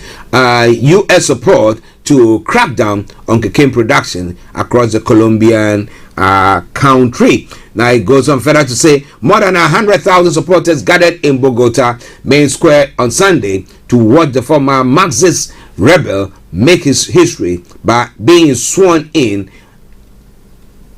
as Colombia's first left-wing leader. He will serve with Franca Marquez, who was elected alongside Mr. Petro to serve as Colombia's first black vice president. In a quote, he said, "I do not want two countries, just as I do not want two societies. I want a strong, just and united Colombia," Mr. Petro said after being sworn in, the Reuters news agency have reported. And let me say good morning to Moyiwa Oshinuga. Good morning, everyone. Our weekend was good. It says, may God not allow Nigeria to happen to us, Yoruba Nation now, and wherever you are listening to us from to Moyiwa. I hope that you also had a nice weekend. So far, we've not had any bad news coming from Nigeria. I don't know, but as I said, tomorrow, God willing, we'll have Mr. Laimi Koike, who will be here because he's working on some cases, so he's going to be digging more into it and bring you all that you need to know. The white lion that he is. All right, then, Starr Radio UK. 13 minutes to the top of the hour, and as I said, at 12 o'clock exactly, I'm taking you to Cyprus, where we have our own, the one and only HRH Linda Pallien, where she is ready to bring you Career 101. A very sad story here as well. Leandro Lo, Brazilian Jiu-Jitsu champion, has been shot in Sao Paulo club. One of Brazil's greatest Jiu-Jitsu champion of all time, Leandro Lo, has been declared brain dead after being shot in the head in Sao Paulo club. Lo was one of the most successful jiu-jitsu athletes of all time, having won the world championship 8 times. Now, witnesses said Lo and his friend were approached by a man in a threatening manner. Lo immobilized the man, but after he let him go, the man shot Lo. The suspect fled the scene, but has since handed himself into place. And an investigation for attempted murder has been opened. A friend of Lo, who was with him at the time, said a lone man approached their table, took a bottle from it, and waved it around in a menacing way. Lo had pinned the man to the ground to calm him down, but after he let him go, the man shot Lo in the head. The unnamed friend told Brazilian news site GI. I don't know what can be done for him. If he's brain dead, then he's virtually a comatose. All right, then. It's Starr Radio UK. It is your favorite African and Caribbean radio station in London.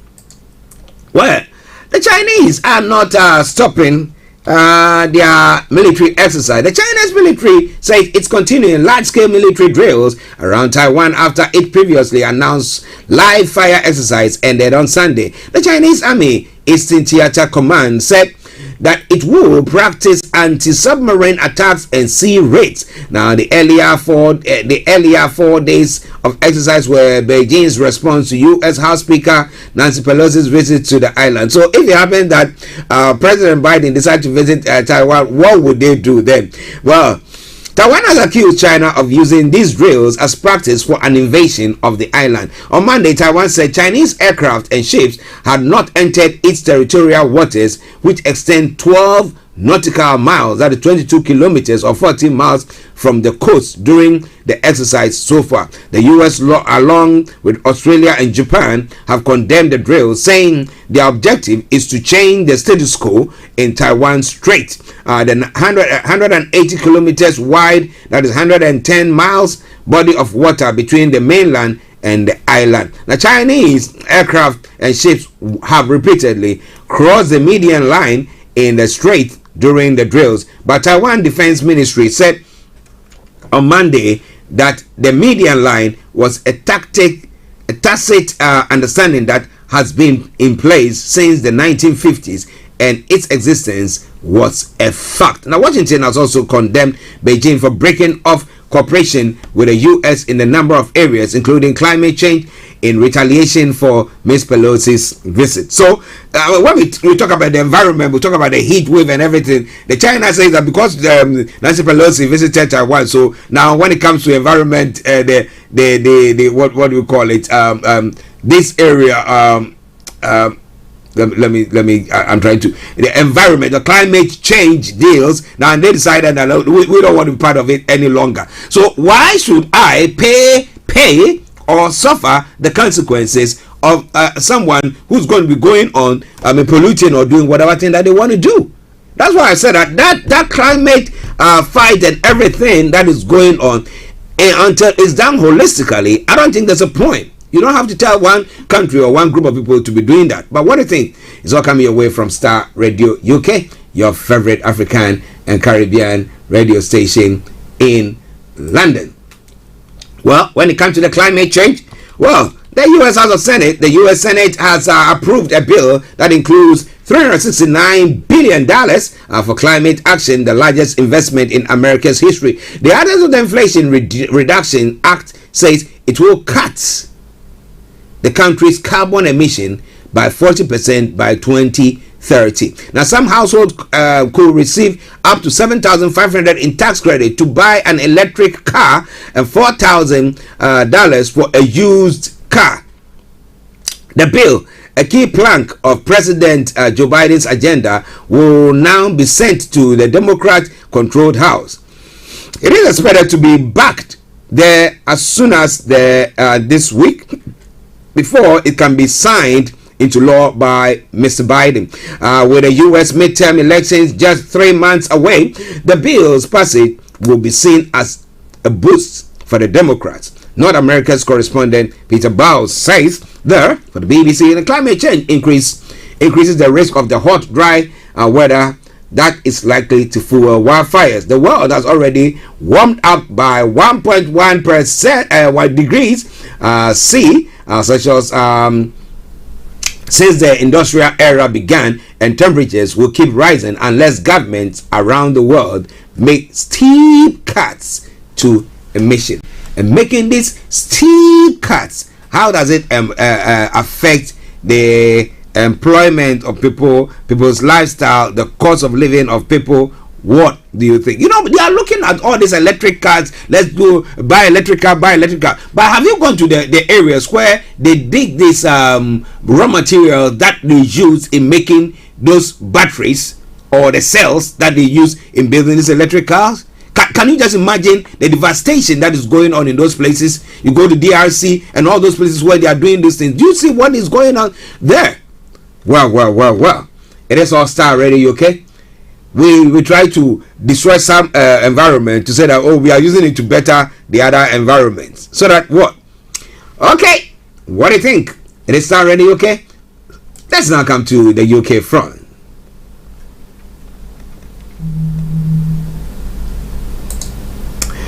Now, child kill, schoolgirl strip search is not an isolated issue, the police data has suggested. The strip search of a black girl by police at school in East London was not an isolated case, England's Children Commissioner has said. Dame Rachel De Souza requested Met Police data after the detail of child kill incident became public in March. Of the 650 strip searches of children from 2018 to 2020, almost a quarter took place without an appropriate adult present. Now, figures show more than half of those searched were black boys. The Met said it had since made changes. It added that it had given officers advice around dealing with schools and children and had reviewed its policy for strip searches for children. Now, Dame Rachel De Souza, who became Children's Commissioner last year, said she requested the figures from the Met Police after details surrounding the strip search of the 15-year-old black girl known as Child Q at her school in Hackney in 2020 were revealed earlier this year. During the incident, the girl was taken out of an exams of an exam to school's medical room and strip search by 2 female Met Police officers who were looking for cannabis while teachers remained outside. No other adult was present. Her parents were not contacted and no drugs were found. The girl's intimate body parts were exposed and she was made to take off her sanitary towels, according to the review. A safeguarding report published in March this year found that the search was unjustified and that racism was likely to have been a factor in the incident, sparking protests over the students' treatment. My question has been that, is it the school? Is it the police? Now, first of all, it's the school that invited the police to come and search the child because they think that she's carrying cocaine. My apologies, cannabis, weed. But when they found out that the child wasn't carrying anything, was there any apologies rendered? Why did the school not contact the parents to tell them that this is what has happened? But we found out that it was all false, and that we sincerely apologize for that and compensate the student for that action that has been taken against him or her. Well, so much trouble in the world, but it's all coming your way from Starr Radio UK. Sunak, Trust Living Cost Plan won't touch sides. Well, we know that the leadership contest is still going on whilst people are quakering in their boots, looking around, trying to find ways and means to survive. Now, Tory leadership candidate Rishi Sunak has said his rival Liz Truss plans to cut taxes. Her plans to cut taxes won't touch the sides of dealing with mounting living costs. Now, writing in The Sun, Mr. Sunak said bolder action was needed to protect people from the worst of the winter. Now, Ms. Truss allies said tax cuts will put more money in people's pockets and did not rule out more help. The worsening state of the UK economy has become main battleground in the Tory leadership contest. Now, both candidates have put forward rival visions to deal with economic fallout, with Ms. Truss focusing on tax cuts and Mr. Sunak on bringing down inflation. Ms. Truss and Mr. Sunak are vying for support from Conservative Party members to be elected the Tory next leader and British Prime Minister. Now, voting has started and the result is due to be announced on the 5th of September when Prime Minister Boris Johnson will leave office. Ms. Truss has pledged a package of tax cuts worth 30 billion, which Mr. Sunak has argued will increase inflation and only save lower earning £59 a year, which he reckons is inadequate. Absolutely. Now, taking aim at Ms. Truss' economic plan, Mr. Sunak wrote in The Sun, "We need clear-eyed realism, not starry-eyed boosterism." All right then, I rest my case there.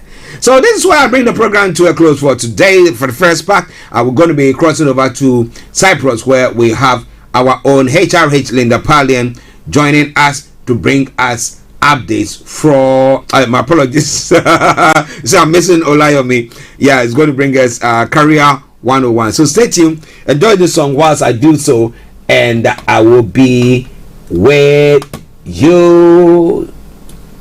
This one from the Zongo man, who is asking, where is the dollar that Rishi or Ms. Truss are promising us? We need the pounds now.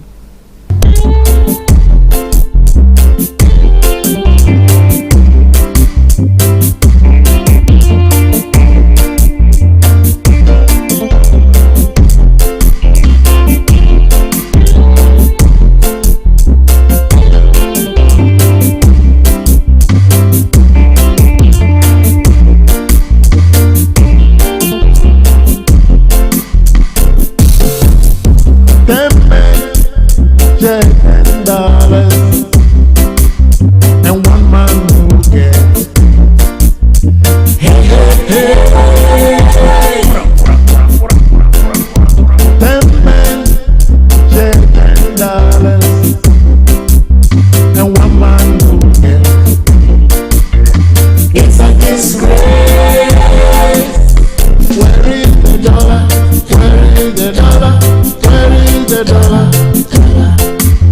Where is the dollar? Where is the dollar? Where is the dollar? Give gorilla bananas to give to monkey. Hey, hey, hey. Give gorilla bananas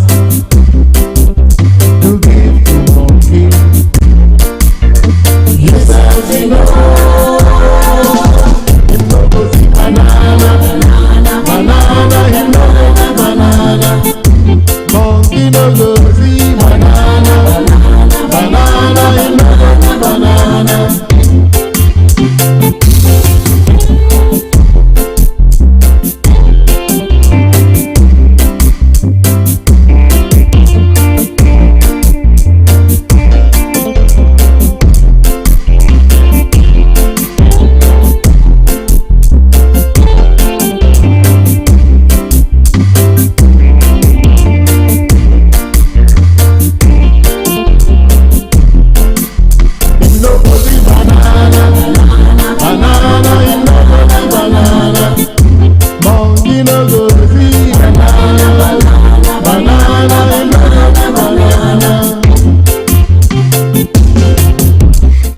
So Starr Radio UK, your favorite African and Caribbean radio station in London, and we got Linda on the line, and let's go straight to her. Linda, good afternoon, and what are we looking at today? Today we're looking at multiple interests, how to classify your multiple interests, and how to make sure that what you're going into is profitable for you, how to negotiate a viable business. Okay. Multiple interest classification. All right then. Let's now hear from the HRH herself. So what is how will you define multiple interests? So multiple interests is because we're all multi-talented people. Naturally we have things that we think, oh my god, this would make a great career, I can do this all day. You know, or I'm good at hockey, I'm good at tennis, and I've studied accounting and I could do that. And you sort of have different pockets of interests that you could build, which are all good basis for building a career. And how do you choose the right one for you? Because more often than not, a lot of people fall into, well, I'll just copy what somebody else has done, or find whichever gives me a job first. But if you're categorizing it and you're making sure that actually this is the right career for you, we'll prioritize it and we'll categorize it and then apply it, and then you can be sure that you've done your due diligence before embarking on a given career. Wow. Okay, unleash the rest onto us. I love that terminology, Archie. So this really, multiple interest applies to people that are considering a career change, considering going into a career in the first place. So you might be early careers and thinking of starting out, or changing. Thanks to the pandemic, you might want to start a side hustle or make your side hustle your main hustle. So how do we make sure that it's a profitable venture for you, or the right venture for you? Okay. So we'll start with prioritizing the interest, and then we'll go into how to apply it into your career. Okay. So the first thing I do, and this is a practical session, so if you're listening and you're interested, I want you to get a pen and paper ready and sort of take notes as we go, and think about your interests as well and how this applies to you. Maybe you want to sing in the choir, maybe you want to make bags, maybe you're making necklaces, whatever it is. How do you categorize it and choose the one to focus on and make a success out of it? So the first thing is to, one, list everything down, list all the interests you've got. So what could you possibly do as a career? Because if you're at that stage, sorry, I've got a plane going over my head. Yeah, that's okay. If the stage where you're looking for a career, most likely built up a set of skills that now you want to harness into a career that pays and pays the bills for you. So first, list all of them down. What could you possibly do? Import, export, you might have connections. List all of that down. Everything that comes into your head as an idea to do. And then, if you're currently doing some of them, the second step is to write the percentage of time you currently spend on each. So we all know these super ambitious people, and hopefully you're one of them, but that have a time job and they have their side hustle on the side, and they're probably doing business deals here on the side. So I want you to write down the percentage of time you spend on it. So maybe on the weekends, I'm selling mobile phones or used clothes or whatever it is. The word "ofos" came into mind, which I have. And you go into school part-time, write the percentage of time. If your time as a whole, 7 days a week, is 100%, how much time do you spend on doing this particular activity, doing this other hobby that could be a career? Rate them in terms of how much time you spend on it.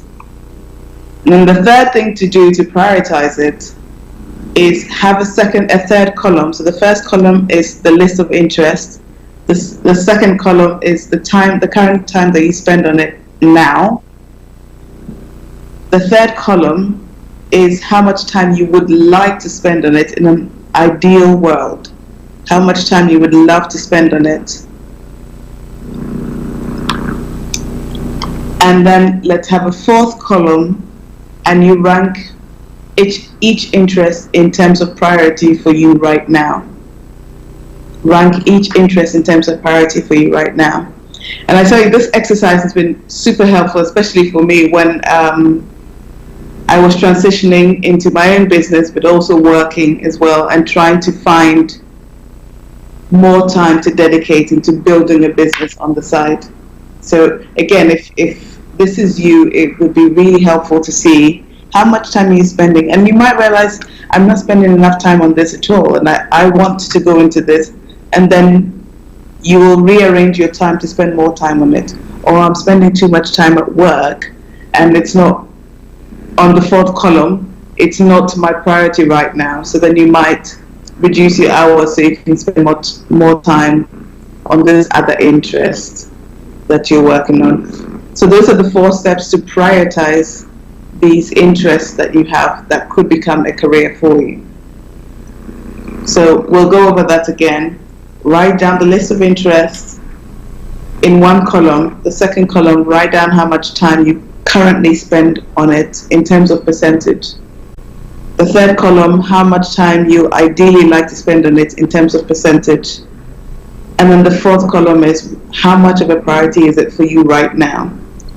And remember, all of these are priorities for you, which is why they're here. So we just need to look at this point in time, given the resources you have, given the responsibilities you have, make it super realistic for you as possible. You might want to be to start training as a pilot. If you don't have the resources right now, then it's not too much of a priority for you right now. Or if it is, then we've got to look at a way to afford that to start the training there. So those are the 4 steps to prioritizing the interests.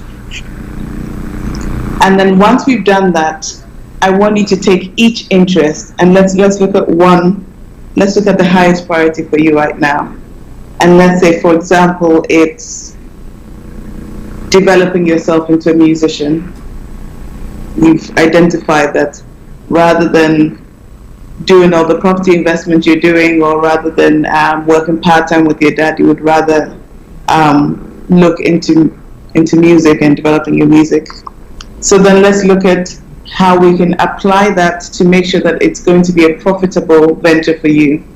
Because some things are great ideas to have. I think I've used the example on the show that you can do, I don't know, football underwater. If there's no interest, then no one's going to pay you money to teach them how to play football whilst diving. So then won't be a viable business to go into. So now we'll look at how to apply these interests. So this is the step 2. We've done prioritizing it, we're applying it. Step 2. So from the top interests you've identified, I want you to see possible combinations. Where can you combine it to make a niche for you? So maybe you can be a singing real estate person. And perhaps when you're showing people houses, you have a live band then and put on a show for them. That would make it different. Who would want to house with you? So we're really looking at combinations that will create your unique niche for you.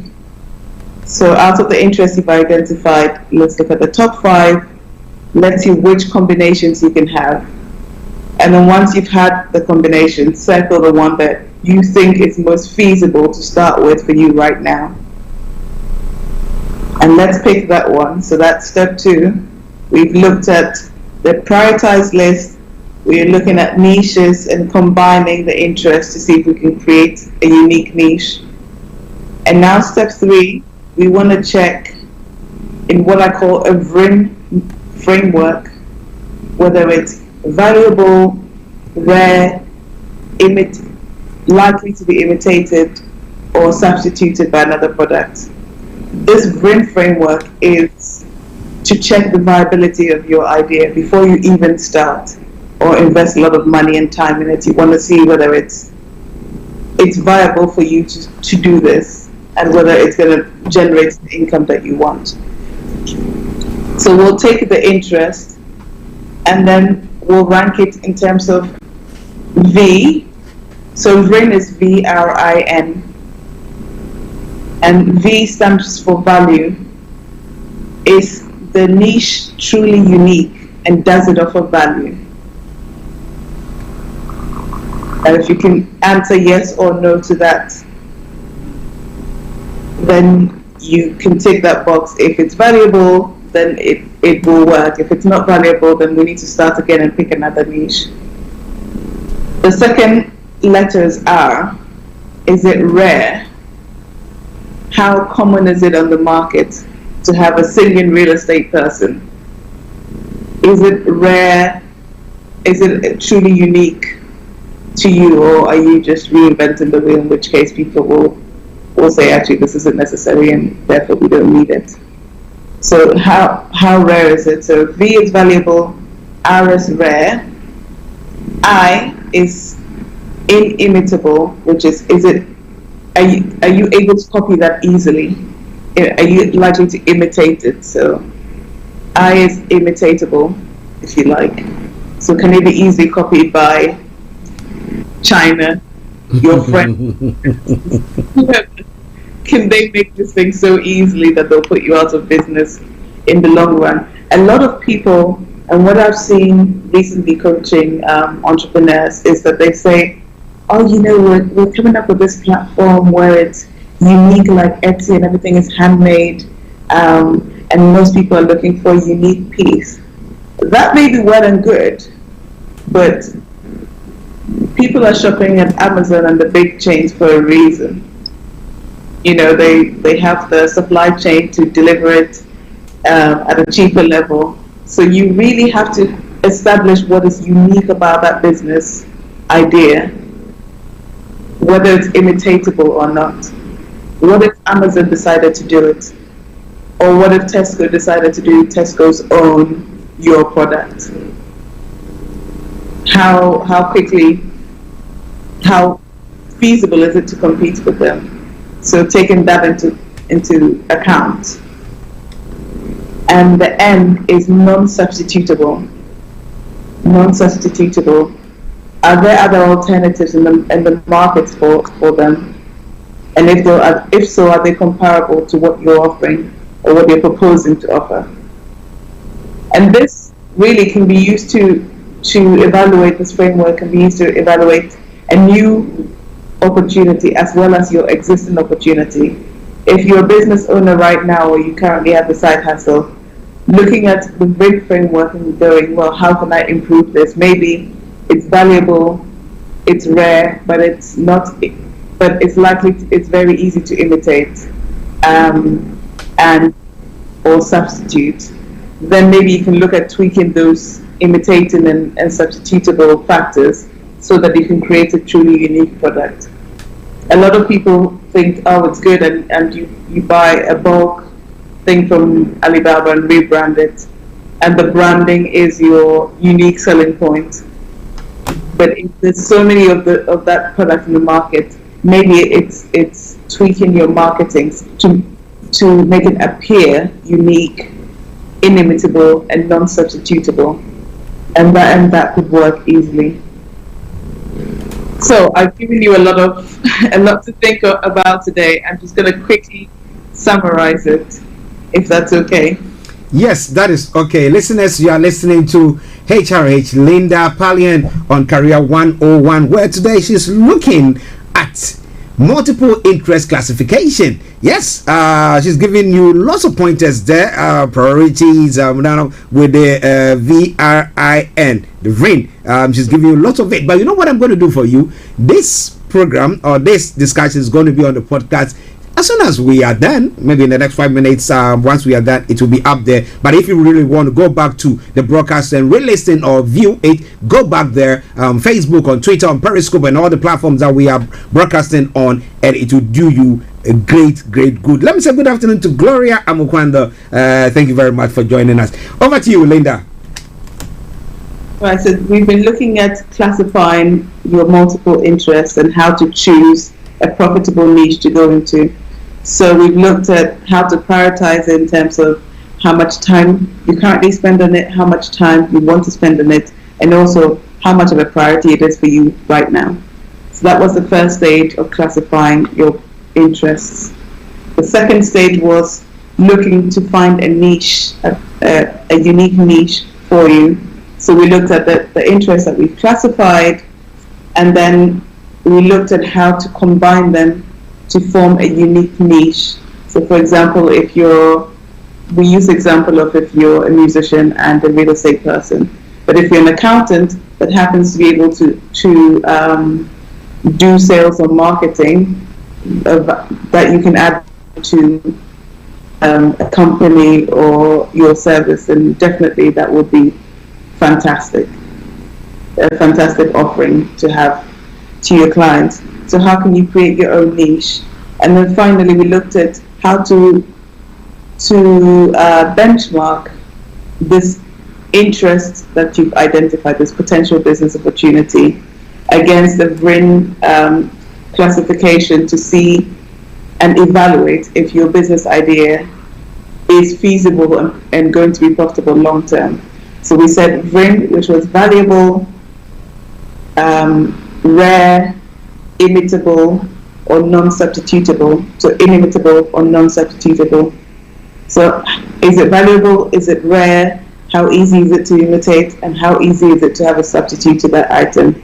And when you've done that and you've ticked it, then you've covered your bases, you've done your due diligence, and then you can confidently go ahead and invest in this, or invest your time, invest your money, invest your resources into making this business idea a reality for you.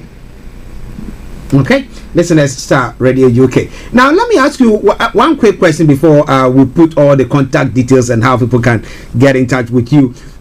Now, assuming somebody's got, is multi-talented. I would say that it is.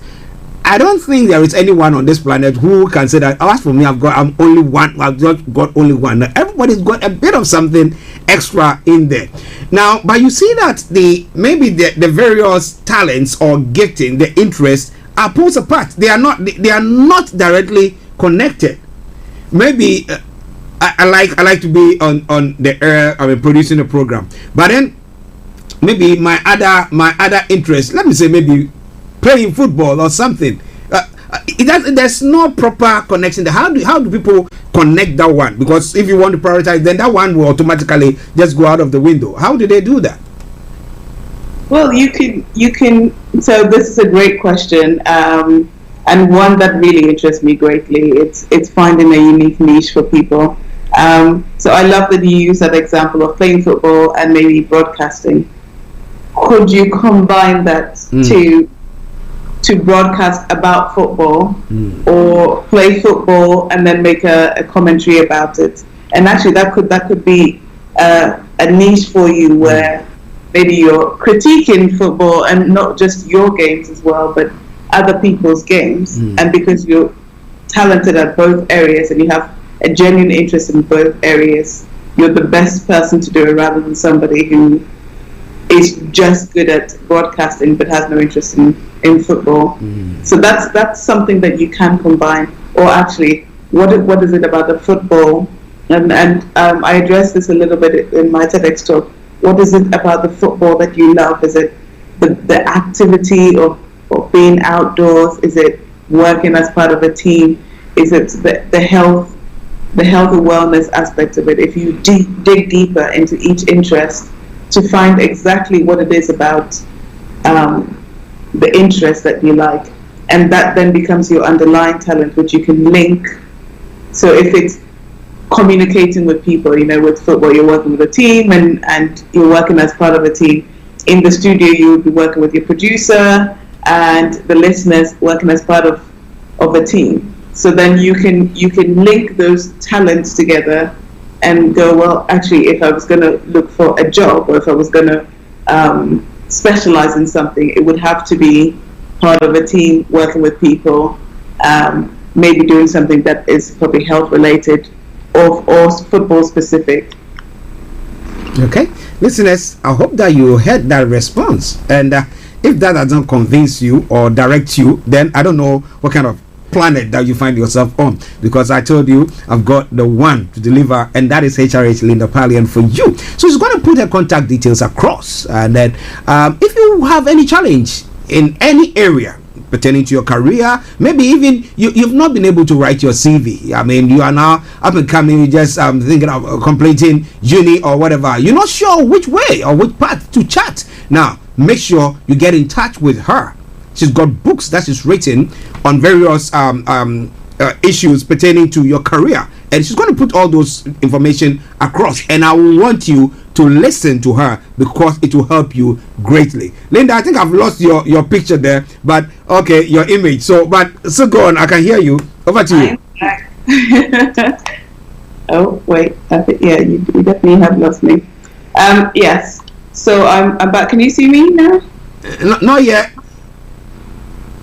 You go on. Let me see whether I can work on that. Okay. Definitely, if you're looking to spruce up your CV, to shape up your career, or to figure out how to carve a long-lasting and profitable career for you, definitely get in touch. You can contact me via my website, lindapallien.com or mycheerlinda.com. And certainly we can look at working at this together. As Archie said, I have a couple of books, and actually I've been working from one of these books today, which is the career workbook. So if you can see it, and in the workbook it shows you how to prioritize your interest. It has the list of activities there. This book you can take to an interview, to a meeting, and it's everything you need to answer to build a profitable career for you, as well as Career Success, which is the textbook. And I call it a textbook because it's more of a textbook. It's a big book, but it shows you everything to do with your career in terms of networking, social media, branding yourself, creating your profile, your CV as well. Honestly, this has more advice about CV than you would ever get from a single page online, and building a career that suits you. So definitely the Career Success book is one to get as well. These are all available on Amazon, Amazon.com, Amazon.uk, EU, and wherever you are, your local Amazon, as well as the original How to Career Guide as well. That's going to help you with picking the right career for you. So I'm on social media, Linda Pallien, on Instagram, Facebook, and LinkedIn, and also at My Cheer Linda. Definitely reach out to me with your career questions. Let me know how your career is going. If you found this multiple interest interesting and you've done this exercise, I would love a screenshot of what you've done, what the notes you took, and just engage with me. I'd love to hear from you. Okay. Lady, let me say thank you very much for this wonderful time with you. My pleasure. Thanks for having me. You're welcome. Yeah. Regards to Mr. Pallien. Will do. Okay. Right. Okay. So we want to say thank you very much for joining us this afternoon on Career 101. And as I said earlier on, today's program is ending in the next few minutes. I promise you that we will be bringing you Mr. Olaimi Koike tomorrow morning. But for now, we are bringing the program to a close. So I hope that you've enjoyed every discussion that we've had today on the show. And as I said, the program finishing in the next few minutes. This is a song that I want to bring your way. Enjoy it and have a lovely afternoon. It's been me, your one and only Archie, saying bye-bye for now. Zongo Man, where is the dollar?